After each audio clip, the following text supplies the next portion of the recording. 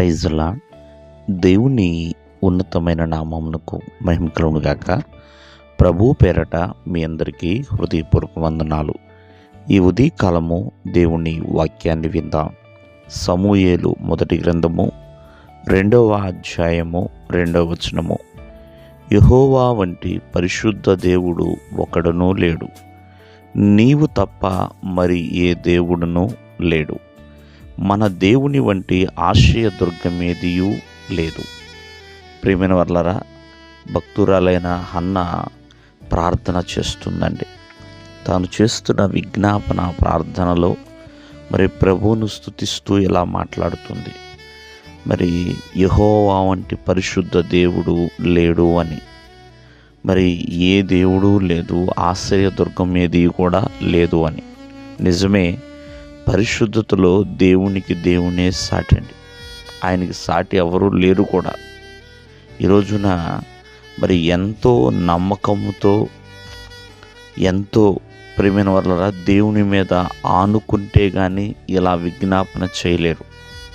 మరి దేవుని యొక్క పరిశుద్ధతని మనం తెలుసుకోవాలి.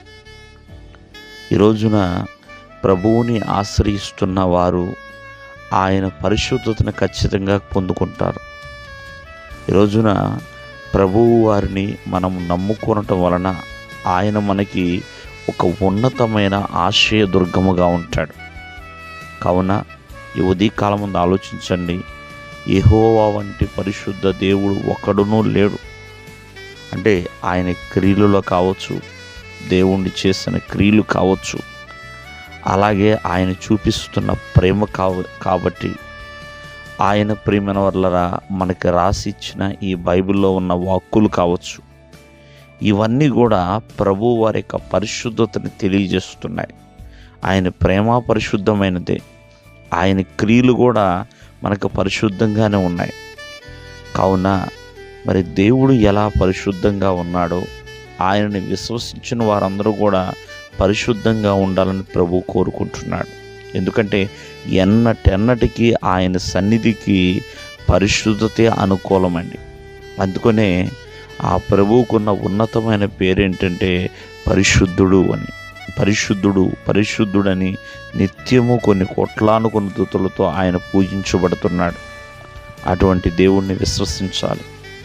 ఆ దేవుని నామములో రక్షణ పొందుకోవాలి. ఎల్లప్పుడూ కూడా ఆయన్ని దేవుడిగా కలిగి ఉండాలి. అందుకని మరి ఏ దేవుడు లేడు అని హన్న విజ్ఞాపన చేస్తుంది, విశ్వాసం ఉంచుతుంది. ప్రియమైన వల్ల కావున ప్రతి జీవితంలో ప్రభువునందు విశ్వాసం ఉంచిన వారిని అందరినీ కూడా ఎల్లప్పుడూ దేవుడు ఆశీర్వదిస్తాడు. దేవుడు మిమ్మల్ని ఆశీర్వదించును గాక. ఆమేన్.